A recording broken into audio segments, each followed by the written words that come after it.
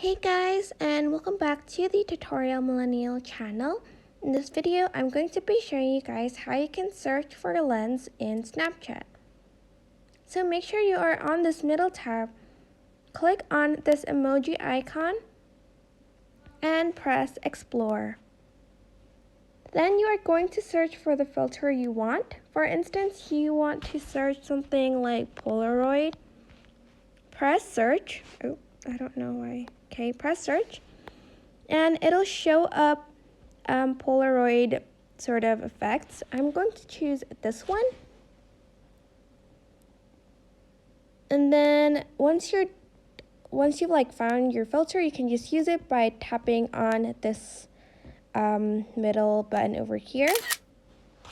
And then you can either save it or share it to Snapchat. And that is basically how you can search for filters on Snapchat. I hope this tutorial was helpful for you guys.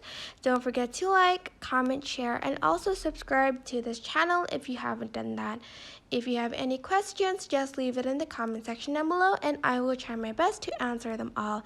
Thank you so much for watching. Bye!